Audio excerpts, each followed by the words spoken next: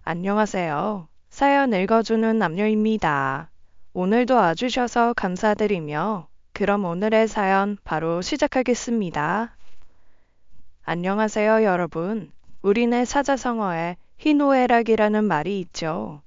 기쁨과 노여움, 슬픔과 즐거움까지 우리네 인간사의 모든 감정을 이르는 말이라고요. 저는 어느새 60이 훌쩍 넘었지만 평생 동안 기쁜 일보다 슬픈 일과 노여운 일이 제일 많았던 것 같아요. 특히 가족사로 말하자면 3일 밤을 새우며 말해도 모자랄 만큼 구구절절하기도 하죠. 오늘은 저희 가족에게 일어난 가슴 아픈 사연을 여러분과 나누려고 왔어요. 친구들에게도 말 못하고 오래도록 저만 혼자 간직했던 이야기를 후련하게 풀어놓고 싶습니다. 저는 서울에 사는 60대 평범한 가정주부예요. 선을 봐서 만난 남편은 저보다 5살이 많았는데 말수가 적은 무뚝뚝한 사람이었습니다. 남편은 결혼하기 전부터 일했던 은행에서 정년까지 꽉 채워 근무한 회원이었어요. 부부 슬하에는 아들, 딸, 3남매를 뒀었죠. 그중 첫째 아들이 특별한 신동이라는 사실을 알게 된 건 첫째 정연이가 2돌이 막 지났을 때였죠. 그날은 어느 추운 겨울이었습니다. 저는 부엌에서 저녁 준비를 하고 있었고 남편은 깜빡이는 거실 등을 손보고 있었어요. 청국장 바글바글 끓는 소리에 잠든 둘째가 깰세라 볼륨을 줄여놓은 TV 소리까지 더해진 지극히 평범한 저녁이었죠. 그런데 그 작은 소음들을 뚫고 첫째의 또랑또랑한 목소리가 들려오는 겁니다. 역대급 한파로 오늘 서울 영하 15.6도. 남편과 저는 동시에 고개를 돌려 첫째를 쳐다보았어요. 그때 정연이는 제 아빠가 탁자에 둔 신문을 쳐다보고 있었습니다. 처음에는 아이가 그냥 그림을 보면서 무언가 궁금해하는 건 줄 알았어요. 그런데 다음 순간 애가 신문을 고사리 손으로 들고 또박또박 읽기 시작한 거죠. 북극의 찬기류가 극동 지역으로 흘러들기 시작하면서 한파가 계속되고 있답니다. 저는 깜짝 놀라 부엌에서 급히 나와 정윤이에게 다가갔어요. 2돌이 막 지난 아이였기에 발음은 비록 서툴렀지만 내용은 아이가 스스로 말할 수 있는 수준이 아니었죠. 남편과 함께 신문을 확인했더니 아이가 읽은 기사가 정말 있더군요. 우리 정연이 글씨 읽을 수 있어? 어린 아들은 고개를 끄덕이며 천진난만하게 대답했어요. 응, 엄마. 정연이 책 읽어요. 정연이는 이제 겨우 25개월. 그러니까 2돌하고도 한 달이 지난 나이였거든요. 또래 친구들보다 말이 좀 빠르긴 했는데 애아빠도 이쯤 시작했다길래 그러려니 했죠. 물론 애아빠도 그렇고 저도 그렇고 평소에 종종 동화책을 읽어주긴 했습니다. 근데 그땐 호기심 가득한 표정으로 고개를 끄덕이며 듣기만 하길래 이렇게 한글을 읽을 줄은 몰랐어요. 허둥지둥 동화책이며 어려운 경제 서적을 가져온 저희 부부 앞에서 아들은 글자를 막힘없이 술술 읽었습니다. 단 한 글자도 틀리지 않고 읽는 모습을 보고 저희 내외는 너무 놀라 입을 다물지 못했죠. 평소 호들갑 떠는 일이 없던 남편조차 흥분을 감추지 못했어요. 여보, 아무래도 정윤이는 수제인 것 같아. 아이, 2돌아 한글 읽는 애 주변에서 본 적 있어? 정연이가 나를 닮아서 영특한가 싶긴 했는데 이건 말이 안 되잖아. 그도 그럴 것이 또래 친구들은 이제 막 짧은 문장을 말하기 시작한 시기였거든요. 그때부터 남편은 아이 교육에 열을 올리기 시작했습니다. 평소에 아이 양육은 엄마 몫이라며 저에게 전적으로 교육을 맡겼던 사람이라곤 믿을 수 없는 지경이었죠. 남편은 아이를 위해서라는 명목으로 온갖 교육 자료와 도서를 사들이기 시작했어요. 집안은 순식간에 한글 학습지와 어린이용 백과사전, 유아용 수학 문제집으로 가득 찼습니다. 우리 정연이는 분명 수재야. 공부하고 싶은 공간을 만들어줘야지. 큰아들은 그날부터 남편의 기대에 부응하듯이 점점 더 두각을 드러냈어요. 아이가 좀 더 자라자 어린이집 선생님은 혀를 내두르며 아이의 영재성을 칭찬하곤 했죠. 어머님, 이미 알고 계시겠지만 정연이가 좀 남다르게 똑똑하고 의젓해요. 제가 보기엔 센터에서 지능검사 한번 받아보면 좋을 것 같은데 어떠세요? 혹시나 해서 받았던 지능검사 결과지에서 아이의 지능지수는 또래 평균치보다 무려 30이나 높았습니다. 그날부터 남편의 관심이자 자랑은 오직 첫째 아이뿐이었어요. 거봐, 내가 이럴 줄 알았다니까. 여보, 우리 정연이 잘 키워보자. 센터 선생님도 애 기질이 섬세하고 예민하니 부모가 신경 써줘야 영재성이 발휘될 거라고 하잖아. 보자, 우리 아들이 나중에 의사가 되려나 아니면 판사가 되려나. 직접 끼고 가르치는데 한계를 느끼자 남편은 주변을 물어물어 상위 1%만 가르친다는 학원까지 등록했어요. 덕분이었을까요? 정연이는 어느 한 과목 빠지는 것 없이 1등을 놓치지 않는 똑똑한 아이로 자랐습니다. 하지만 관심도 너무 과하면 독이 된다고 하죠. 아이에 대한 기대가 점점 커질수록 첫째 정연인 점점 더 아빠의 눈치를 보기 시작했어요. 반면에 둘째 아들 규현이와 막내딸 서연이는 밝고 해맑은 성격으로 아빠에게 치대는 아이들이었죠. 둘 다 성적은 마지처럼 특출나진 않았지만 성격 하나는 참 좋았습니다. 특히 막내는 용돈을 달라며 애교를 부려서 그 무뚝뚝한 남편의 입가에 미소를 띄우기도 했죠. 하지만 큰아들은 남편과 참 대면대면했어요. 첫째가 아빠에게 말을 걸라치면 남편은 언제나 성적 이야기로 주제를 돌려버렸죠. 그래서 김정연, 이번 기모의고사는 어떨 것 같냐? 저번처럼 수학 과목에서 실수하면 안 된다, 어? 한 번은 실수여도 두 번은 실력인 거야. 아들은 아빠와 대화를 나누긴커녕 눈도 못 마주치다가 자리를 피해버리기 일쑤였어요. 저는 항상 주눅이 들어있는 첫째가 너무 가여웠습니다. 당신 너무 정연이한테만 엄하게 대하는 거 아니에요? 그애 겨우 14이에요. 아직 부모 사랑 필요한 아이라고요. 사춘기라 가뜩이나 예민할 텐데 너무 다그치지 말아요.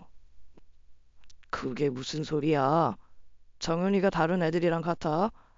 저 똑똑한 머리로 잘못된 길로 빠지면 돌이킬 수도 없는 거야. 아빠로서 당연히 훈육하는 거니까 당신은 아무 말 말고 손 떼. 남편이 그렇게 단호하게 나오니 차마 말릴 수가 없었어요. 그렇게 정연이가 사춘기에 접어들면서 우리 가족의 분위기는 점점 더 팽팽하게 긴장되기 시작했습니다. 어느 날 저녁이었습니다. 남편은 수학시험에서 두 문제를 틀리고 돌아온 아들에게 기어코 꾸중을 놓았어요. 김정연, 너 이렇게 엉망이 성적표 가져올 거면 수학학원 끊고 차라리 과외를 하자. 커서 판사가 되겠다는 놈이 집중력이 부족해서야 되겠어? 그 순간 첫째의 얼굴이 빨개지더니 눈물이 그렁그렁 맺혔습니다. 아무리 꾸중을 놓아도 묵묵하게 듣고 있었던 그동안의 모습과는 완전히 다른 반응이었죠. 아빠, 너무하다는 생각 안 드세요?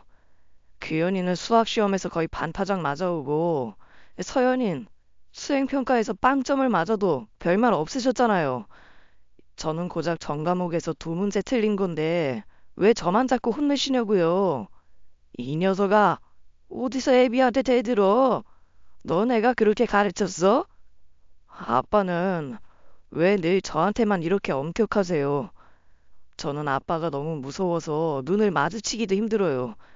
아빠는 동생들이랑 있을 때만 웃으시고 저는 항상 혼내시기만 하잖아요. 그게 무슨 한심한 소리냐? 너는 형이고 오빠잖아. 장남으로서 모범을 보여야 하는 거 몰라? 첫째 아들은 점점 남편 앞에서 입을 꾹 다물기 시작했어요. 또 남편은 남편대로 사내 자식이 머리만 좋으면 뭐하냐, 배짱도 없고 유약하다며 못마땅해 하곤 했습니다. 저는 첫째가 안쓰러워 남편 몰래 용돈도 주고 대화도 해보려고 했지만 부자지간 감정의 골은 이미 돌이킬 수 없었어요. 첫째는 그날 이후로 방문을 닫고서는 이를 악물고 공부만 했습니다.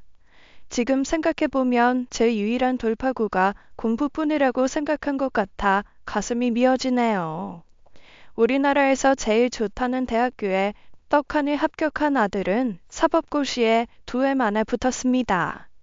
애아빠가 어찌나 좋아하던지 동네에 현수막을 단다는 걸 간신히 말렸죠.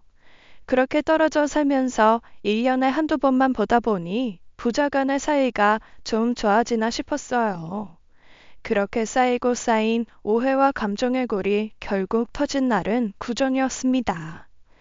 독립해서 제 살 길을 찾은 새 아이들이 모두 모이면서 온 가족이 오랜만에 얼굴을 마주한 날이었죠. 저녁을 먹으면서 큰아들에게 무심하게 물어본 남편의 한마디가 화근이었어요. 너 요즘 회사 생활 잘하고 있는 거냐? 이 소식이 통 없어서 뭐 하는지도 모르겠네. 네, 잘하고 있어요. 저도 이제 다 커서 제 앞가림은 해요, 아버지. 아빠가 보기에 넌 배짱이 영 부족해. 당당하게 가슴 펴고 이 몸으로 부딪히면서 큰 사건도 맡아보고 해야지. 그래야 대형 로펌에도 들어가서 떵떵거리며 살 거 아니야. 지금 있는 그 작은 사무실에서 서울살이 월세값이나 나오겠냐? 아버지, 저도 열심히 하고 있어요.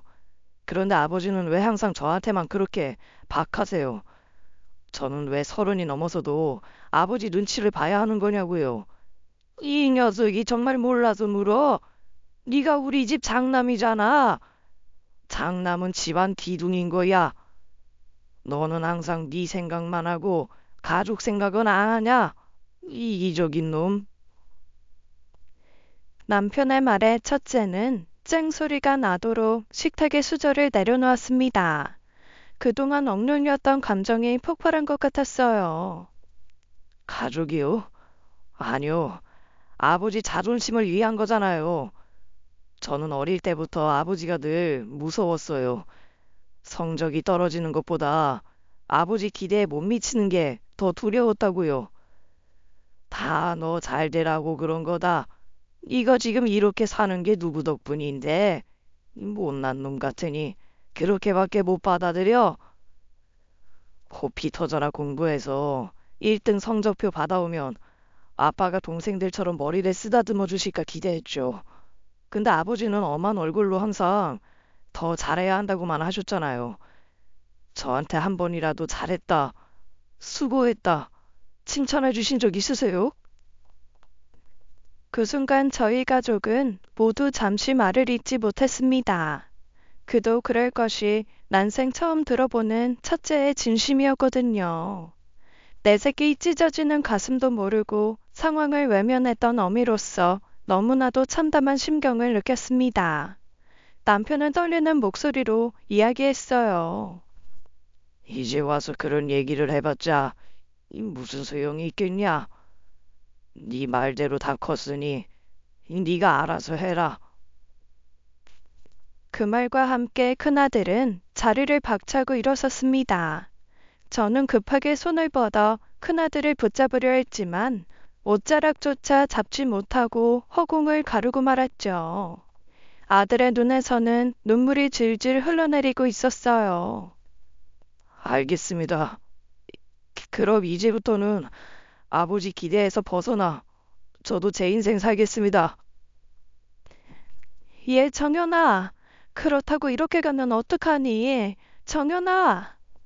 현관문을 열고 나가는 큰아들의 뒷모습은 오래도록 제 꿈에서 저를 부더니도 울렸습니다. 그 모습이 그 아이의 마지막이었거든요. 졸음 운전을 하던 트럭 운전수가 아들의 차를 들이받은 그날 밤, 첫째는 영원히 우리 곁을 떠났습니다. 병원에서 손 쓸 틈도 없이 현장에서 그대로 하늘로 가고 말았죠. 갑작스러운 큰아들의 죽음은 우리 모두에게 너무나도 큰 충격이었습니다. 남편을 잃은 여자는 미망인, 부모를 잃은 자식은 고아라고 하죠. 하지만 자식이 먼저 죽은 엄마를 부르는 단어는 그 아픔이 너무 커서 이 세상에 없다고 합니다. 사무제를 어떻게 지냈는지도 기억이 안 날 만큼 몸부림치면서 울었던 것 같아요. 어떻게 이럴 수가 있는지 세상이 원망스럽고 모든 게 다 거짓말 같았어요. 아들이 죽어도 세상은 잘만 돌아가더군요. 하지만 그날 이후 남편은 점점 변해갔습니다. 원체도 말수가 적은 남편이었지만 이제는 입을 다물고 거의 말을 하지 않았어요. 밥 생각 없다며 끼니를 거르기 시작하더니 새벽까지 한숨도 안 자고 멍하니 생각만 하더군요. 저는 이러다 남편까지 잘못될까봐 무서운 나머지 죽을 받쳐들고 들어가 사정을 했습니다. 당신 정말 이럴 거예요?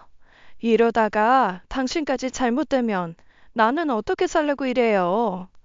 제발 정연이를 봐서라도 한술 떠요. 산 사람은 살아야지. 눈물로 읍소해도 남편은 파리한 입술로 그저 멍하니 창밖을 바라볼 뿐이었어요. 그렇게 시간이 얼마나 흘렀을까요? 남편이 천천히 입을 뗐습니다. 여보, 아무리 생각해봐도 내가 정말 정연이한테 그 말을 해준 적이 없어. 잘했다. 고맙다. 네가 참 자랑스럽다. 생각이야 천 번도 더 했는데 왜 입 밖으로는 못 냈는지. 내가 애 마음을 조금만 헤아려 줬으면 그러면 우리 정연이 아이 지금 살아 있었을까? 규현 아빠, 당신. 죄책감과 후회 속에서 남편은 급속도로 늙어갔고 불과 한 달 만에 머리가 하얗게 샜어요. 결국 남편은 큰아들이 세상을 떠난 뒤 1년 만에 췌장암 진단을 받았습니다. 6개월 정도의 시간이 남았다는 의사의 말에 저는 또 한 번 무너져 내렸어요. 어떻게든 남편을 살리고 싶었죠. 규현 아빠, 교수님 말로는 임상 중인 신약이 있대. 우리 뭐라도 해봐요, 어? 그럴 필요 없어. 이것도 다 내 팔자고 운명이야.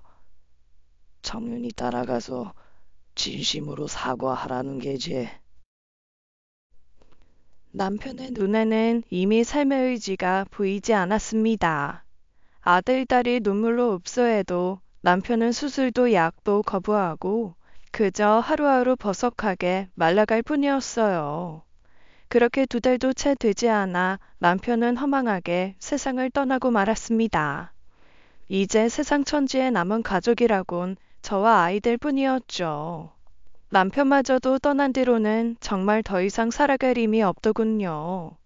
사람들은 시간이 지나면 다 나아질 거라고 위로했지만 오히려 시간이 지날수록 슬픔은 더 커져만 갔습니다.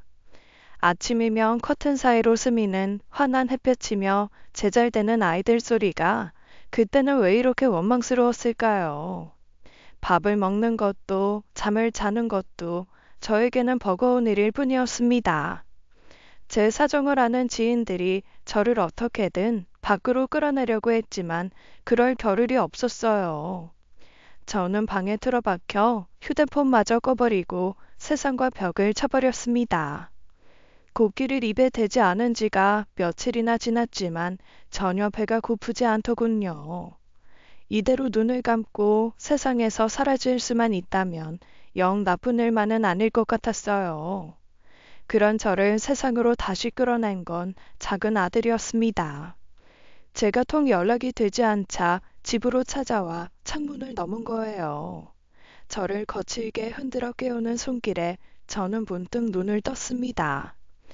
비몽사몽간에 보이는 인형이 첫째인가 싶어 손을 휘적거렸는데 정신을 차리니 둘째가 눈물을 뚝뚝 흘리며 서 있었죠.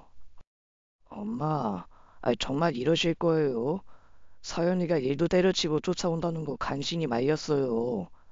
엄마까지 잘못되시면 저 정말 어떻게 살라고 이러세요. 아빠랑 형이 엄마 이러시는 거 보면 얼마나 마음이 아프겠냐고요. 작은 아들은 눈물로 얼룩진 얼굴로 저를 꼭 끌어안았습니다. 아들의 땀에 젖은 티셔츠가 손에 닿자 퍼뜩 정신이 들더군요. 안 되겠어요, 엄마. 이렇게 혼자 계시다가 정말 큰일 나요. 당장 짐 싸서 저희 집으로 가요. 저는 그제야 아들의 말이 귀에 들어오기 시작했습니다. 둘째는 대학 시절부터 만났던 여자와 일찍 결혼해 쌍둥이를 낳고 잘 살고 있었어요. 야무진 며느리가 제 가족들을 위해 꾸민 그 작은 아파트에 제가 들어간다니 안 될 말이었습니다. 규현아, 엄마는 괜찮다. 좀 푹 쉬면 나아질 거야. 여기 떡하니 우리 집이 있는데 내가 거기 왜 가니? 엄마도 아시잖아요. 여기 계시면 계속 형이랑 아빠 생각만 하실 거예요. 여기서 혼자 있는 것보다는 손주들이랑 복작복작 사시는 게 좋지 않겠어요? 엄마, 이 집 내놓고 우리랑 삽시다. 네? 그래도 그렇지. 애들이 아직 초등학교도 안 가서 정신도 없는데 시애미까지 같이 살면 인형 엄마가 힘들지 않겠어? 정 불편하시면 저희랑 딱 반년만 같이 살면서 애들 봐주세요. 인형 엄마 복직하고 싶은데 어린이집 하원하고 애 봐줄 사람 없어서 고민 중이래요. 반년만 애들 봐주시고 내년에 학교 들어가면 뭐 학원이라도 보낼게요. 제 손을 잡으며 간절하게 말하는 아들의 진심에 저는 결국 고개를 끄덕였습니다. 어쩌면 아들 말대로 떠나간 가족들의 기억이 가득한 집에서 도망치고 싶었는지도 모르겠어요. 그래, 알겠다. 정말이시죠? 그럼 당장 이번 주까지 필요한 옷까지만 좀 챙기세요. 나머지는 주말에 와서 같이 옮겨요. 작은 방에 있는 옷장을 열어봐야겠다며 나가는 아들의 등이 식은땀으로 흠뻑 젖어 있었습니다. 저는 그런 아들의 모습을 보며 아들이 얼마나 못난 어미 걱정을 했을까 하는 생각에 가슴이 아팠어요. 며칠 만에 비척비척 일어나 아들과 함께 짐을 싸기 시작했죠. 엄마, 다 실어놨어요. 이제 대전집으로 가요. 애 엄마랑 애들도 다 엄마 기다리고 있어요. 그렇게 저는 작은 아들네 집으로 떠났습니다. 어느 며느리가 시어머니랑 살고 싶겠냐마는 저도 그 순간만큼은 상황 판단이 제대로 서지 않았어요. 무엇보다 아들을 걱정시키는 것도 더 이상 민폐라는 생각이 들었죠. 아들네 집에 도착하자마자 문이 열리기 무섭게 쌍둥이 손주들이 할머니를 외치며 달려와 와락 안겼습니다. 그 작은 몸들이 내 품에 안기는 순간 오랜만에 웃음이 나오더라고요. 꾸물거리는 아이들의 따뜻한 체온이 그동안 얼어붙었던 가슴을 녹여주는 것만 같았어요. 그렇게 한참을 손주들과 부둥켜 안고 있을 때 며느리가 다가왔습니다. 어머니, 잘 오셨어요. 애들 아빠가 어머님 걱정 진짜 많이 했어요. 저희도 그렇고요. 며느리는 어색하게 웃으며 저를 반겼습니다. 사실 워낙 곰살맞은 성격이 아닌 며느리라 그 어색한 미소조차 오히려 고마웠어요. 그래, 복직을 하고 싶다고? 인형이랑 도영이는 내가 얼마든지 봐줄 테니까 맘 편하게 회사 다녀라. 못난 시애미 받아줘서 너무 고맙단다. 아, 네. 엄마, 일단 방으로 들어가셔서 좀 쉬세요. 저희가 엄마 계실 방 싹 정리해놨어요. 작은 아들은 저를 조심스럽게 방으로 안내했습니다. 깔끔하게 정리된 이부자리며 아들이 미리 정리해둔 제 물건들이 눈에 띄었어요. 작은 아들 내외가 얼마나 신경을 써주었는지 그 정성이 고마워 울컥했죠. 규현아, 고마워. 엄마 때문에 네가 너무 고생이 많다. 엄마 그런 말씀 마세요. 당연한 거예요. 엄마가 힘드실 때 도와드리는 게 자식된 도리죠. 든든한 아들이 있다는 것이 얼마나 큰 위안이 되던지요. 저는 작은 아들이 준비해준 방에 앉아 오랜만에 마음 편히 숨을 쉬었습니다. 집을 정리하는 건 생각보다 더 어려운 일이었어요. 남편과 아이들을 키우며 20년이 넘는 세월을 보낸 곳이었기에 더욱 그랬죠. 하나하나 버려야 할 물건들을 바라보는 것만으로도 귀를 막고 악소리를 지르고 싶어질 만큼 고통스러웠습니다. 세월이 흐르면서 낡아버린 가구며 아이들이 커가면서 남겨두었던 장난감들, 그리고 남편과 함께했던 사진들까지 모든 것이 제겐 소중한 추억들이었지만 이제는 과거의 기억은 떠나보내야 할 때라는 걸 느끼고 있었죠. 아들은 저와 함께 옛집에 찾아가 물건들을 정리하는 걸 도와줬어요. 그애도 저도 지난 기억들을 들춰내며 몇 번이고 눈물을 흘리곤 했죠. 오래된 집을 정리하고 남편의 보험금까지 받아서 수중에 꽤 많은 금액을 얻으니 참 간사하게도 마음이 후련하더군요. 시간이 지나면서 저는 둘째네 집에서의 생활에 점점 익숙해졌습니다. 그곳에서 제가 할 일은 아주 간단했어요. 아들 내외 대신에 손주들 아침을 먹여 어린이집에 등원시키고 하원 후에는 저녁을 먹이고 돌보는 거였죠. 며느리는 일주일에 2번씩 밤 시간대에 테니스 강습을 받았는데 그럴 때는 애들을 재우기도 했습니다. 그렇게 손주들과 함께 지내면서 저도 조금씩 마음의 안정을 되찾아갔어요. 아들은 제가 좋아하는 음식을 퇴근할 때마다 포장해 오고 주말에는 꽃구경을 데리고 다니며 극진히 모셨습니다. 그렇게 조금씩 다시 사는 것 같다는 기분이 들 무렵이었습니다. 애들이 잠든 늦은 밤에 작은 아들과 며느리가 할 말이 있다며 저를 부르더군요. 평소에 그닥 살갑지 않은 며느리가 시원한 맥주캔에 쥐포며 과자까지 꺼내서 술상을 봐놨더라고요. 아들은 한참을 주저하다가 맥주를 크게 한 모금 마시더니 마침내 말을 꺼냈습니다. 엄마, 사실 저 회사 그만뒀어요. 아니, 그게 무슨 말이냐? 잘 다니던 회사를 왜 그만둬? 더 이상 비전이 없을 것 같아서요.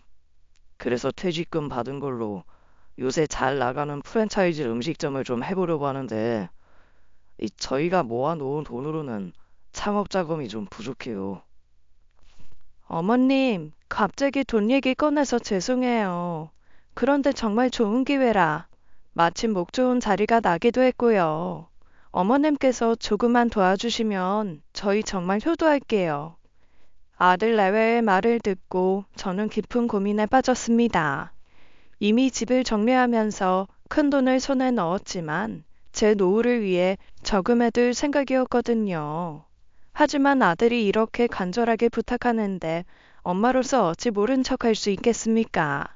결국 저는 집 한 대금 중 3억을 아들에게 선뜻 내어주기로 했어요. 그것이 불행의 씨앗이 될 줄은 그때는 미처 몰랐죠. 어느 날 오후 손주들과 놀아주던 저는 잠시 화장실에 가려다 며느리와 마주쳤습니다. 며느리는 평소와는 달리 이상하게 우물쭈물 하더라고요. 어머님, 저 드릴 말씀이 있는데요. 그래, 무슨 일이니? 며느리는 잠시 머뭇거리더니 눈을 마주치지 않고 작은 목소리로 말을 꺼냈습니다. 혹시 저번 주에 말씀하신 3억이 어머님 가진 재산 전부인가요? 그 말을 듣는 순간 저는 그를 의심했습니다. 뭐라고? 그게 무슨 말이냐? 며느리는 쭈뼛거리며 말을 이어갔어요. 아니, 애들 아빠는 그 정도면 감지덕지라고 생각하는 것 같은데요. 근데 인테리어까지 하려면 3억으로는 택도 없어요. 아버님 보험비까지 받으신 걸로 알고 있는데 어머님 1억만 더 도와주시면 안 될까요? 저는 잠시 생각에 잠겼습니다. 하지만 적금이며 남편의 보험금까지 모두 내어줄 수는 없다는 생각이 퍼뜩 들었어요. 앞으로 제 미래가 어떻게 될지도 모르는 상황에서 남은 돈은 노후 자금으로 간직해 두어야 할 것 같았습니다. 언제까지 아들네 집에 얹혀 살 순 없는 노릇이니까요. 미안해서 어쩌지? 집이 오래돼서 많이는 안 쳐주더구나. 너희에게 보내준 게 전부란다. 어디 통장이라도 보여주랴? 며느리는 제 거절에 기분이 상한 듯 고개를 휙 돌리고 방을 나가버리더군요. 그런데 나가던 며느리가 갑자기 돌아와 다가오더니 작은 목소리로 말했습니다. 아, 어머님, 방금 둘이 얘기한 건 애아빠는 모르게 해주세요. 그 정도 눈치는 있으시죠? 아, 그 말을 듣는 순간 저는 기분이 싱숭생숭해졌습니다. 며느리의 태도가 묘하게 변한 것은 그때부터였어요. 아들이 먼저 출근하고 아침 식탁에 앉아있던 며느리가 갑자기 차가운 말투로 저를 향해 말을 던졌습니다.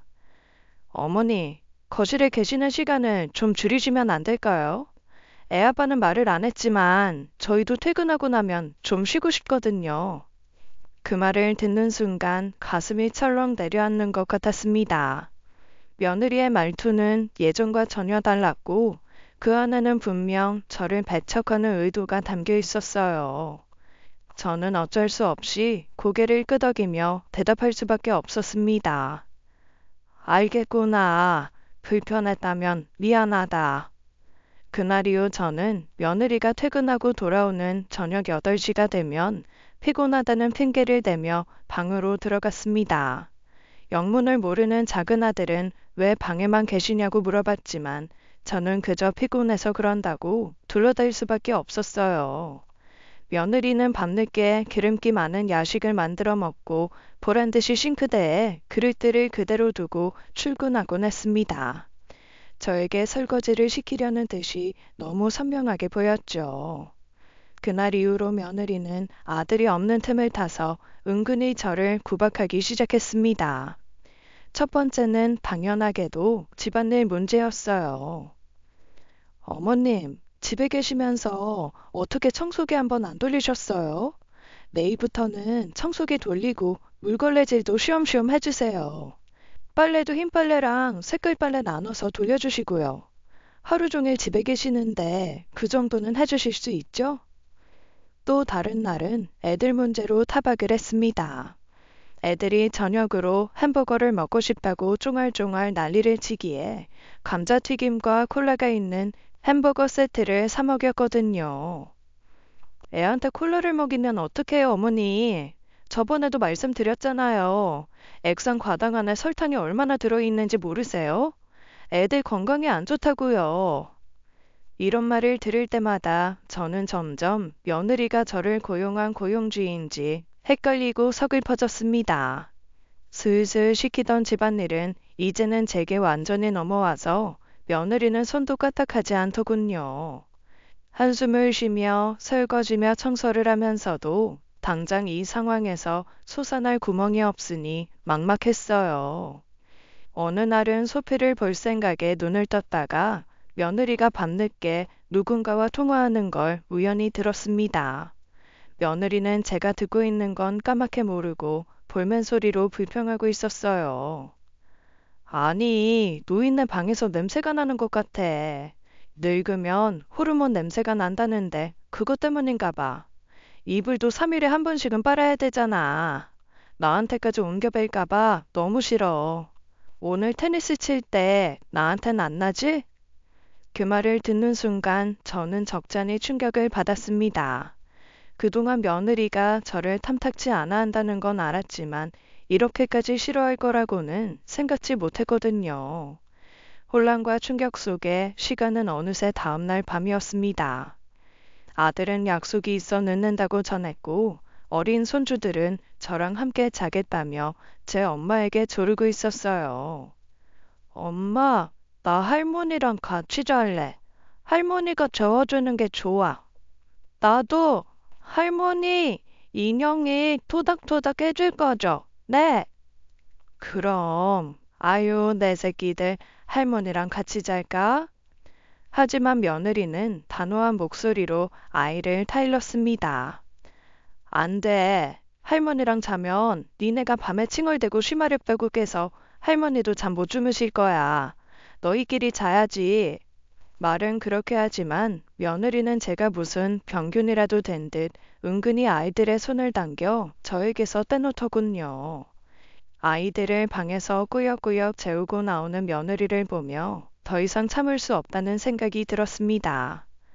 늙은이 냄새 난다고 그렇게 친저리를 치더니 애들 앞에서도 이렇게 쉼이 망신을 줘야 속이 편하지? 어머님, 제가 언제 그런 말을 했다고 그러세요? 왜 생사람을 잡으세요? 너 아주 날 바보 찬치로 하는구나. 어제 통화하는 거 다 들었다. 그렇게 쩌렁쩌렁 내 욕을 하는데 나 들으라고 한 거 아니었니? 며느리는 시치미를 떼다가 갑자기 태도를 바꾸더니 저를 노려보며 말했습니다. 맞아요. 제가 그랬어요. 어머님, 저도 너무 힘들어요. 입장 바꿔서 생각을 좀 해보세요. 내 식구 알콩달콩 살다가 시어머니랑 같이 사는데 제가 그럼 편하겠어요? 그 순간 저는 더 이상 참을 수가 없었습니다. 그래, 너 안 편한 거 안다.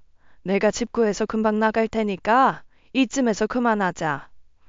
나간다는 말에 며느리의 얼굴에 대번 화색이 돌더군요. 정말요? 나가신다고요? 그래, 대신에 그동안 애들 봐준 비용이며 집안일 값은 줘야지. 나 참, 집안일 값이요? 고작 그것 때문에 지금 이러시는 거예요? 드릴게요. 시급으로 쳐서 드리면 깔끔하려나요? 얼마긴 얼마야? 니네 사업한다고 가져간 3억이지. 시엠이 데리고 살려는 마음이 기특해서 못 받는 셈치고 그냥 도와주려고 했는데 네 심보를 보니 생각이 바뀌었다. 내 오늘 둘째한테 말할 테니 그렇게 알아라. 하늘에 맹세코 저는 작은 아들에게 준 3억을 돌려받을 생각이 전혀 없었습니다. 하지만 며느리가 너무 괘씸해 어떻게든 돈을 받아내서 차라리 좋은 곳에 기부라도 하고 싶은 심정이었어요. 단단히 마음먹고 뱉은 제 말에 며느리의 표정이 굳더군요. 제 말이 진짜인지 가늠하려는 듯한 표정이었지만 일이 커질까봐 걱정되는 눈치였습니다. 결국 며느리는 꼬리를 내리고 저에게 싹싹 빌었어요. 어머님, 죄송해요.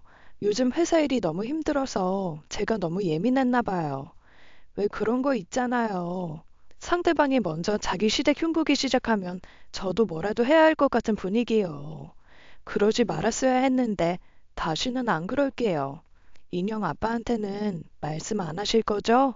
며느리는 제 눈치가 보이는지 슬슬 저에게 떠넘겼던 집안일도 다시 시작하더군요. 일주일에 두세 번씩 가서 밤늦게 들어오던 테니스 레슨도 한 번으로 줄였고요. 여러분, 폭풍의 한가운데는 무엇보다 고요하다고 하죠. 그쯤 저희 가족이 딱 폭풍의 눈 가운데에 있었던 것 같네요. 저는 쌍둥이 손주들과 함께 평온한 하루하루를 보냈습니다. 아들은 좋은 목에 상가를 얻어 한참 인테리어 공사를 하느라 정신이 없었고요. 그렇게 안정된 일상도 잠시 저희 가족에게 예상치 못한 엄청난 불행이 찾아왔습니다.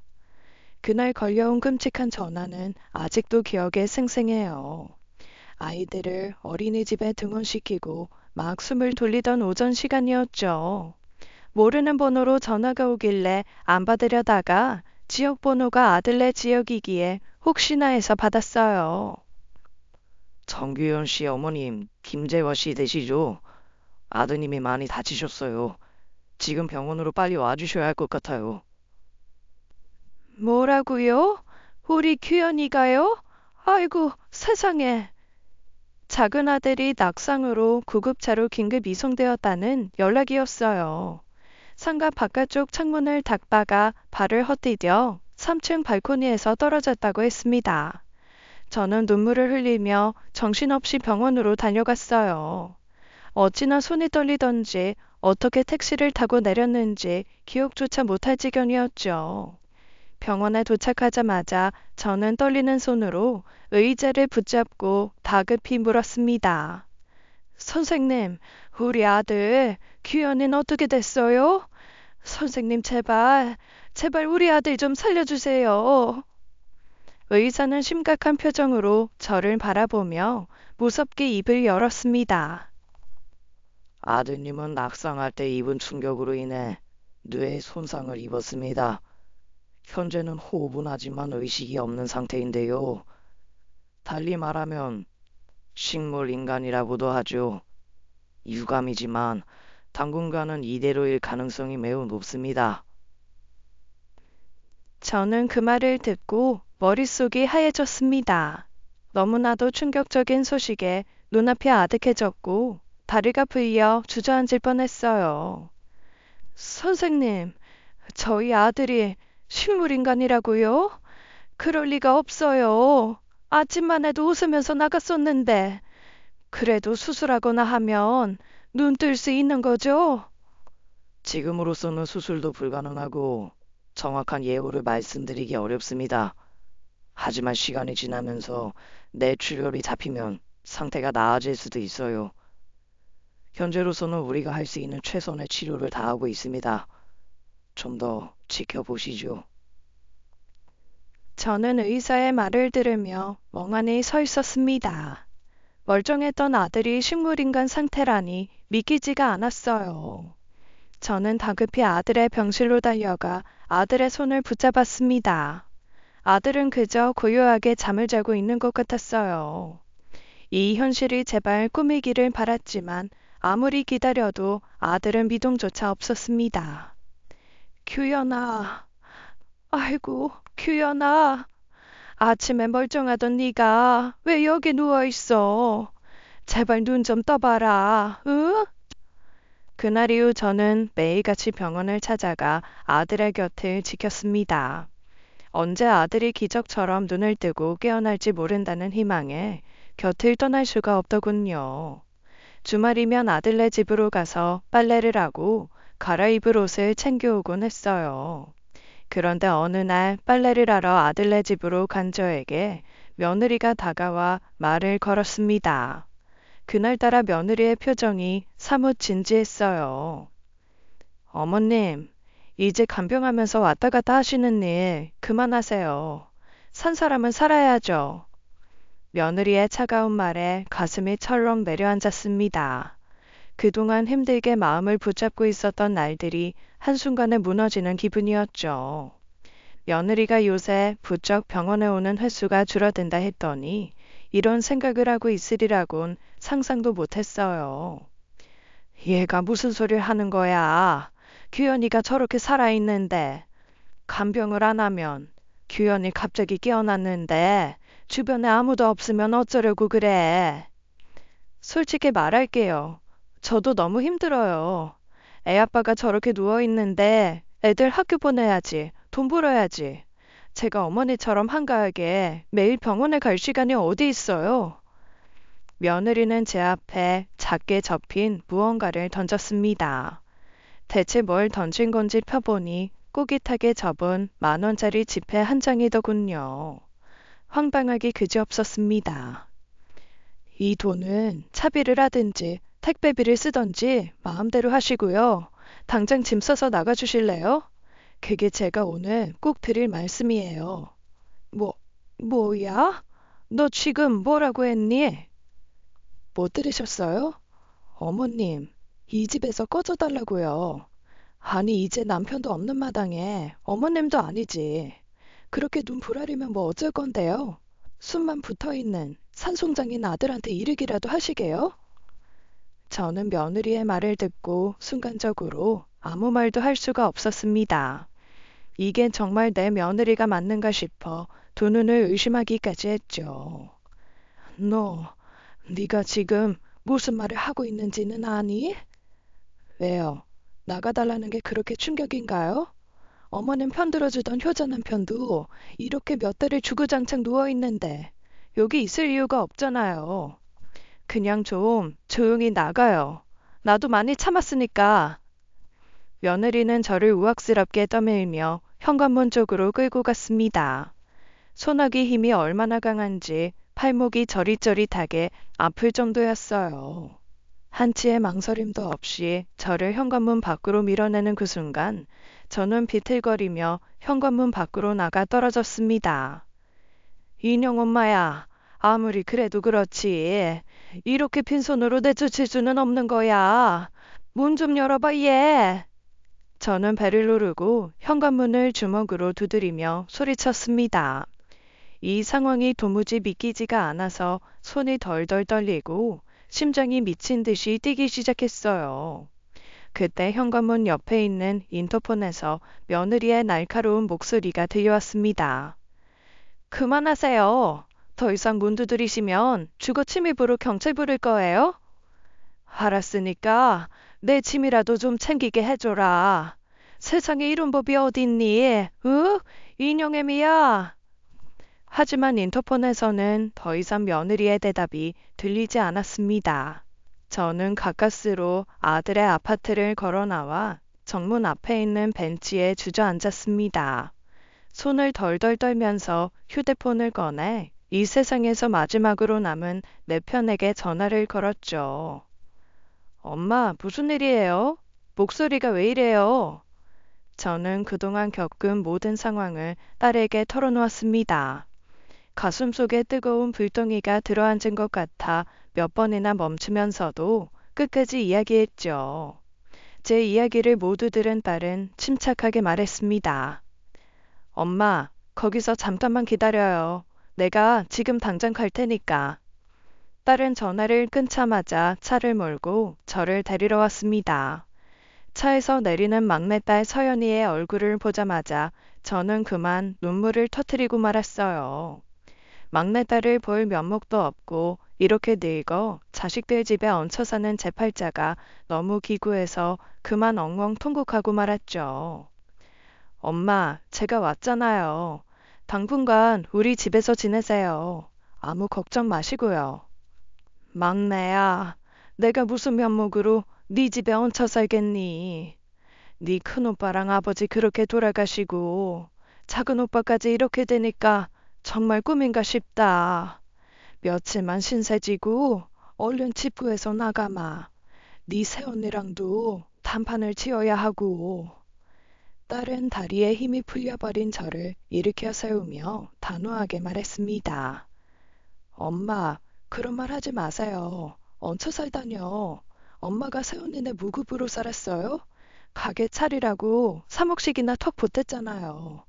내가 진짜 그동안은 오빠 얼굴 봐서 참았는데 새언니 딱 이럴 줄 알았다니까.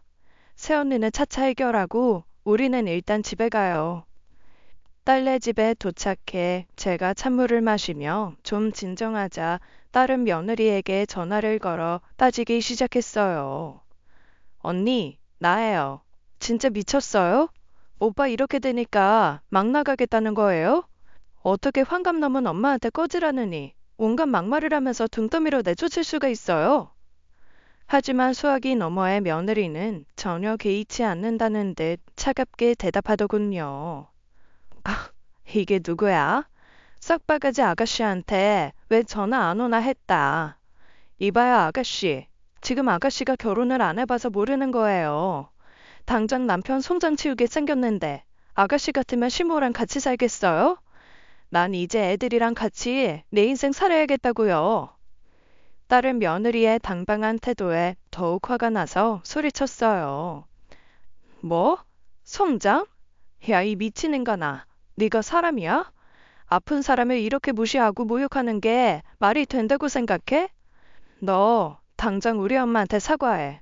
그러면 조용히 짐 챙겨서 나와줄 테니까. 야, 네가 뭔데 나한테 이래라 저래라야. 경고하는데 다시는 전화하지 마. 사과할 생각 없다는 거지? 알겠어. 당신 마음대로 해. 우리 가족 모욕한 대가가 뭔지 지금부터 보여줄게. 딸은 전화기를 던지듯 끊고 저를 바라보며 단호하게 말했습니다. 엄마, 이제부터 우리 집에서 편히 지내세요. 저요, 저 미친 여자가 무슨 짓을 했는지 다 밝혀내서 오빠도 지키고 엄마도 지킬 거예요. 저한테 맡기세요. 딸의 단호한 말에 저는 겨우 마음을 다잡을 수 있었습니다. 저를 생각해주는 가족이 제 곁에 있다는 사실이 얼마나 큰 위안이 되는지 눈물나게 고마웠죠. 아들은 사고 이후로 전혀 차도가 없었습니다. 저는 매일같이 병원에 가서 작은 아들의 손을 잡고 이야기를 나누었어요. 규현아, 바깥엔 벌써 벚꽃나무가 흐드러지게 꽃을 피웠단다. 규현아, 우리 아들, 이제 추운 겨울도 끝나서 봄인데 이만 일어나야지, 응? 하지만 아들은 여전히 눈을 감은 채 아무런 반응도 없었어요. 그저 희미하게 울리는 기계 소리와 아들의 숨소리만이 병실을 가득 메우고 있었죠. 저를 쫓아내고 2달이 꼬박 지나도록 며느리는 병원에 얼굴도 비치지 않았습니다. 간병은 전적으로 제 몫이었지만 그따위 것은 하등 상관없었어요. 저는 아들의 따뜻한 손을 잡으며 매일 몇 번이고 하늘에 기도했습니다. 쉰이 있으시다면 제발 이 아이만은 저에게서 앗아가지 말아달라는 간절한 기도였죠. 그렇게만 해주신다면 남은 여생은 남을 도우며 살다가 먼 훗날 남편과 첫째를 만나 못다한 이야기를 풀겠노라고요. 하지만 야속하게도 아들의 상태는 전혀 나아지지 않았어요. 그러던 어느 날 작은 며느리가 병원에 찾아왔습니다. 아주 오랜만에 보는 얼굴이었는데 얼굴에서 광이 날 정도로 신수가 환해 보이더군요. 며느리의 뻔뻔한 낯짝을 보자 그동안 잊었던 분노라는 감정이 매섭게 피어오르더라고요. 인형애미야, 너 정말 제정신이니? 다신 안 볼 것처럼 매몰차게 쫓아내더니 네가 여기가 어디라고 와? 제가 뭐 오면 안 되는 곳 왔나요? 제 남편 병원인데요. 이래봤자 감정 싸움만 되는데 그만하시고요. 이거나 받으세요. 저는 며느리가 내민 서류 봉투를 얼결에 받아들었습니다. 이게 뭐냐? 성년 후견인 신청서예요. 아이가 이 상태로 오래 있다 보니 저도 생활이 너무 힘들어요. 아내인 제가 후견인이 되는 게 맞지 않겠어요? 저는 그녀의 말에 의아한 눈빛으로 서류를 받아들었어요. 성년 후견인이라 생경한 단어에 순간 당황스러웠습니다. 서류를 읽어보니 성년 후견인이 되면 아들의 재산과 결정권을 쥘 수 있는 막강한 권한을 가지게 되는 것이더군요. 이 파렴치한 여자가 기어이 아들의 재산마저 탐내는 모양이었어요. 벌려놓은 상가 월세며 아파트 대출이자가 계속 나오는데 이 사람 통장에 목돈이 다 들어있다고요. 깨어날 때까지만 제가 대신 관리하겠다는 거예요. 어머님이랑 아가씨만 동의서에 서명해 주시면 돼요. 그러면 제가 규현 씨 잘 보살피고 상가도 잘 관리할게요. 저는 생각지도 못했던 일에 머리가 지끈거리고 복잡해졌습니다. 하지만 60 넘게 살다 보니 직감적으로 위험한 일이라는 정도는 알 수 있었어요. 그래, 일단 알았다. 오늘은 이만 가주렴. 고민 좀 해보고 다시 얘기하자.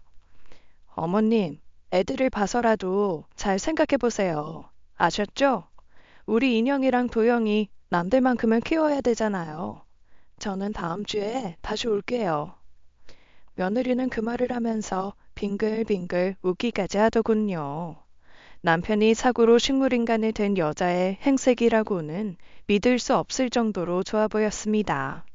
제게 자초지종을 들은 딸은 화가 나서 펄쩍 뛰었어요. 엄마, 이건 우리가 이렇게 고민할 사이즈가 아닌 것 같은데요. 당장 변호사 상담 잡아볼게요. 저와 딸은 변호사 사무실로 가서 충격적인 사실을 알게 됐어요. 성년 후견인 등록증만 있으면 통장을 마음대로 사용할 수 있을 뿐더러 가정법원의 허가만 받으면 부동산도 처분할 수 있다고 하더군요. 그 이야기를 듣는 순간 저는 분노가 치밀어 올랐습니다. 그건 절대 안 돼요. 내 아들이 멀쩡히 살아있는데 그 여자가 무슨 권리로 후견인이 된다는 거예요. 절대로 안 돼요. 저 여자가 우리 규현이 재산 다 마음대로 하게 둘 수 없어요. 안타깝지만 아드님이 의식이 없으시잖아요. 이 상황에서는 성년 후견인을 많이들 신청하시긴 해요. 일단 동의서는 절대 써주지 마시고요. 며느님께 소를 제기하는 것도 방법입니다. 법적 분쟁 중에 있는 사람은 성년 후견인 신청이 기각되거든요. 그 순간 한 장면이 제 머릿속을 스쳐 지나갔습니다. 아들이 늦는 밤이면 며느리가 자주 누군가와 통화하는 모습을 목격했거든요. 전화기 밖으로 새어나오는 목소리가 남자인가 싶었지만 경황이 없어 넘어갔었어요. 제 방에서 늙은이 냄새가 난다며 깔깔 웃던 며느리의 목소리를 생각하자 얼굴이 화드득 달아올랐습니다. 저는 딸에게 그동안 의심되던 일들을 털어놓았어요. 딸은 의심만 하고 움직이지 못하는 저보다 훨씬 행동력이 좋더군요. 엄마, 그 새언니 다니던 테니스장 어딘지 알아요? 이상하게 더러운 촉이 와. 내가 직접 가서 확인해야겠어요. 센터 이름은 잘 모르는데 땡땡동에 있다고 들은 것 같다. 아니 네가 가서 뭘 어쩌려고 그래. 서연아, 위험한 일은 하지 말어. 응? 땡땡동? 알겠어요. 검색해보니까 어딘지 알 것 같네. 걱정 마요. 절대 안 들킬 테니까. 그렇게 일주일이나 지났을까요? 여느 때처럼 병실에서 아들 손톱을 깎아주고 있는데 딸에게서 전화가 왔습니다. 엄마, 끊지 말고 내가 보낸 사진 봐요. 너무 놀라지 말고요. 설마 했던 추악한 진실이 고개를 드는 순간이었습니다. 딸이 보낸 사진 속에는 며느리와 키가 큰 남자가 서로의 허리에 손을 감고 행복하게 웃고 있었어요. 며느리는, 아니 며느리라고 부르기도 싫은 그 여자는 정말로 외도를 하고 있었던 겁니다. 병원에서 2달 넘게 파리한 얼굴로 누워있는 아들의 얼굴을 보자 저는 밀려오는 슬픔에 목 놓아 통곡했어요. 그동안 규현이에게 혹시 부정이라도 탈까 싶어 참아왔던 눈물이 멈추지 않더군요. 평생 아내며 쌍둥이만을 바라보며 살았던 착한 아들이 왜 이런 꼴을 당해야 하는지 너무 억울했어요. 아니 진짜 뭐 이런 여자가 다 있어? 테니스는 안 치고 웬 남자랑 둘이 허리에 팔 두르고 좋아 죽던데요? 모자랑 마스크 쓰니까 나인 줄은 전혀 모르고 둘이 히히덕거리느라 난리 났던데? 역겨워서 진짜. 다음날 저는 할 말이 있다며 며느리를 불렀습니다. 며느리는 제가 동의서를 써줄 거라고 생각했는지 총알같이 오더라고요. 저는 그대로 며느리 눈앞에 남자와 허리에 손을 감고 있는 사진을 뒤밀었어요. 이게 뭐냐? 너 규현이가 이렇게 누워있는 동안 다른 남자랑 만나는 게 말이 돼? 네가 양심이 있으면 알아듣게 설명해봐라. 며느리는 코앞에 들이닥치는 증거사진에 깜짝 놀라더니 얼굴이 창백해지며 말을 더듬었습니다. 어머니, 그게 오해하시는 거예요. 이 사람 그냥 친한 친구예요. 요즘 젊은 사람들은 다 이러고 논다니까요. 저는 며느리의 변명을 들으며 분노가 치밀어 올라 나머지 사진들을 던졌습니다. 친구라고? 예. 너는 친구끼리 모텔도 가니? 네 남편이 병원에서 식물인간 상태로 누워있는데 애는 내팽개치고 다른 남자를 만난다고? 내가 죽어도 너한테 내 아들 후견인은 못 시킨다. 두고 봐라. 어머님, 어머님. 딸과 저는 며느리의 외도를 증거로 삼아 며느리가 성년 후견인이 되는 것을 막기로 결심했습니다. 저는 식물인간 상태인 둘째를 대신해 성년 후견 심판을 청구했고 결국 제가 아들의 성년 후견인이 되었어요. 그 후 저는 아들을 대신해 며느리와 이혼을 진행하기로 결심했죠. 며느리는 당연히 절대 이혼 못한다며 개거품을 물며 반발하더군요. 변호사를 대동하고 법적 싸움을 벌이겠다고 고래고래 소리쳤습니다. 이혼? 당신들이 뭔데 애 아빠도 가만히 있는데 이혼을 운운해. 누구 좋으라고 이혼을 하냐고. 변호사 선임할 테니까 법대로 해요. 아주 본때를 보여줄 테니까. 법정 가면 네가 유리할 것 같아? 잊었나 본데 당신 오빠 대신해서 상간소송 걸면 무조건 유책 배우자로 패소야. 뭘 믿고 이렇게 큰 소리야? 하, 졸졸 따라다니면서 사진 몇 장 찍었다고 기구 만장하는 꼴이 웃기네. 어머님, 이혼이고 뭐고 다 알겠으니까 상관 명의는 저한테 넘겨주세요. 당신 손주들 혼자 키우면서 개고생하고 있는데 그 정도는 받을 자격 있잖아요. 네가 고생을 했다고? 규현이가 저렇게 병원에 누워있을 동안 코빼기 한 번을 안 비추던 네가? 상가든 뭐든 너한테 줄 건 아무것도 없으니 소송 준비나 알아서 해라. 아이, 답답한 노인네. 정말 말이 안 통하네. 이봐요. 내 말을 이해 못하는 거예요? 며느리가 제 쪽으로 성큼 걸음을 옮기는 순간 딸이 제 앞을 막아섰습니다. 경고하는데 우리 엄마한테 더 이상 함부로 하지 마. 지금 안 가면 당신 직장에서 피켓 들고 남편 버린 상간녀라고 1인 시위라도 할 거니까 험한 꼴 보기 전에 가라고. 당장 안 나가? 며느리는 딸의 기세에 질렸는지 문을 쾅 닫고 나가버렸어요. 그렇게 긴 시간 며느리와의 싸움 속에서 우리는 점점 더 지쳐갔습니다. 차도 없는 아들의 병실을 지키며 속은 썩어 들어갈 것 같았고 소송 걱정에 불면증까지 앓고 있었죠. 모든 걸 놓아버리고 싶었던 그때 기적 같은 일이 일어났습니다. 어느 날 화장실에 잠시 갔다가 병실에 돌아왔는데 아들의 눈꺼풀이 부르르 떨리고 있는 거예요. 그동안 아무런 움직임도 없었기에 제 눈이 잘못됐나 싶을 정도였죠. 규현아. 아들의 눈을 가만히 들여다보던 순간 아들이 조용히 눈을 떴습니다. 저는 그만 그 자리에서 얼어붙었어요. 아들의 입에서 몇 발이나 간절하게 기다렸던 아주 희미한 소리가 새어나오더군요. 엄마, 그야말로 놀라운 기적이 일어났습니다. 무려 꼬박 230일을 잠들어 있던 아들이 깨어난 거예요. 저는 그 자리에 주저앉아 아들의 손을 잡고 오열했습니다. 그래, 규현아. 엄마 여기 있다. 깨어나줘서 고맙다. 정말 너무 고마워. 엄마, 울지 마세요. 죄송해요. 아들의 손이 제 손을 잡아주는 것을 느꼈을 때 저는 그제야 제가 살아있음을 느꼈습니다. 그동안 쌓여왔던 모든 슬픔과 분노가 그 순간 모두 사라지는 것 같았어요. 아들이 깨어난 후 병원은 술렁였습니다.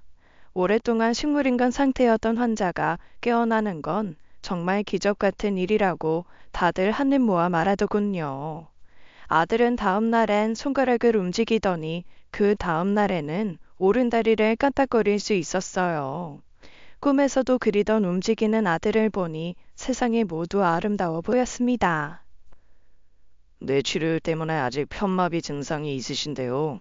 재활치료 열심히 하시고 시간 지나면 괜찮아질 것 같습니다. 무엇보다도 환자 본인 의지가 대단하세요. 차차 회복하실 수 있을 겁니다. 선생님, 감사합니다. 정말 감사합니다. 매일 재활치료를 받으니 아들의 상태는 점차 좋아졌고 일주일째는 마침내 혼자서 일어나 앉을 수 있게 되었어요. 며느리는 아들이 깨어난 이후로 한 번도 병원에 오지 않았습니다. 하지만 아들은 며느리나 아이들을 한 번도 찾지 않았어요. 그저 침묵 속에서 재활에만 집중했습니다. 저는 이제 막 깨어난 아들에게 충격을 주고 싶지 않아 애써 진실을 미루고 있었어요. 그러던 어느 날 아들이 저에게 나지막하게 이야기하더군요. 엄마, 저 사실 사고 전부터 알고 있었어요. 은혜한테 다른 남자 있는 거요. 그래서 지금 안 오는 거죠. 그 말을 듣는 순간 저는 심장이 철렁 내려앉는 기분이었어요. 뭐? 규현이 네가 그걸 어떻게? 아들은 고개를 끄덕이며 눈을 감고 한숨을 내쉬었습니다. 사실은 사고 나기 며칠 전 은혜 핸드폰을 우연히 보게 됐어요. 그리고 그동안 혼자 의심했던 것들이 다 사실이라는 걸 알았죠. 충격이 컸어요.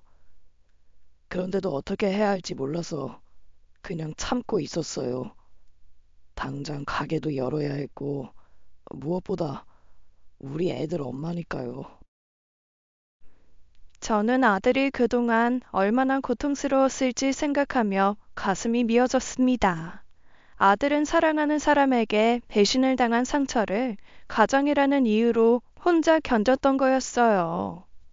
아무리 그래도 그렇지. 이미 마음이 콩밭에 가 있는데 그런 여자가 애들 키우는 게 더 문제 아니겠니? 규현아, 네가 정신을 똑바로 차려야 한다. 응? 애 엄마한테 기회를 주고 스스로 해결하고 싶었어요. 그런데 돈 좀 아껴서 유리창 닦아보려다가 사고가 나버렸고 모든 게 엉망이 됐네요. 그래도 이젠 정리할 때가 된 것 같아요. 길고 긴 여행 끝에 돌아온 아들은 이혼을 결심했습니다. 딸과 저는 변호사를 찾아가 외도 증거며 아들에게 소홀했던 증거 자료를 제출하고 이혼 절차를 밟기 시작했어요. 처음에 며느리는 그저 이혼을 거부하며 버텼습니다. 애들 엄마이자 아내로서 이혼을 원하지 않는다고 억지를 부렸죠. 이대로 이혼당하면 빈털터리로 쫓겨난다는 사실을 너무 잘 아는 것 같았어요. 여보, 나 적어도 애들한테는 좋은 엄마였잖아. 우리 인형이랑 도영이 겨우 초등학교 1학년인데 애들이 엄마 없이 살았으면 좋겠어? 당신 그렇게 되고 내가 미쳤었나 봐. 내가 진짜 잘할게. 제발 한 번만 기회를 줘. 어? 법원은 당연히 아들의 손을 들어줬습니다. 며느리는 아이들 양육권도 재산 분할도 그 아무것도 챙기지 못하고 쫓겨나듯 떠나야만 했죠. 그렇게 며느리는 저를 우악스럽게 끌어내던 그 집에서 자기 발로 나갔습니다. 며느리가 사라진 뒤 우리 가족은 비로소 안정을 찾았어요. 아들은 계속해서 재활 치료를 받았고 무겁게 움직이던 왼손과 왼다리도 시간이 흐를수록 점점 더 나아졌습니다. 6개월이 지나자 아들은 90% 정도 회복한 상태로 재활을 마쳤어요. 재활치료 선생님은 그동안 봤던 환자들 중에서도 놀라울 정도로 회복이 빠르다며 엄지를 세워주셨죠. 아들은 그토록 보고 싶었던 쌍둥이 아이들을 집으로 데려왔어요. 다시는 아빠와 떨어지지 않겠다며 하루 종일 붙어 있는 아이들의 모습이 정말 병아리같이 예뻤습니다. 당분간 아이들과 함께 지내다가 안정이 되면 가게를 다시 준비해보겠다고 말하는 아들의 미소가 밝게 빛나더군요. 그동안 우리 가족에게 생긴 다른 변화도 있었어요. 엄마, 나 평생 결혼 안 하고 엄마랑 살 거야. 이 집 팔고 평수 늘려서 오빠네 근처 아파트로 이사 가요. 이제 우리도 행복해질 자격 있잖아요. 그렇게 우리는 서로의 손을 잡고 이사한 아파트에서 새로운 삶을 시작했습니다. 저는 앞으로 사랑하는 아들, 딸과 손주들과 함께 여생을 즐기려고 해요. 수많은 좌절이 저를 고꾸라지게 만들었지만 그럼에도 불구하고 다시 일어나 살아야죠. 그러다 보면 남은 인생에서 빛나는 기적이 또다시 찾아와 줄지도 모르니까요. 모든 청취자분들께 여러분의 가정에도 평화와 행복이 가득하게 진심으로 바랍니다. 감사합니다. 지금까지 사연 읽어주는 남녀였습니다. 끝까지 시청해주신 여러분 감사드리며 저희는 다음 사연으로 돌아올게요. 감사합니다.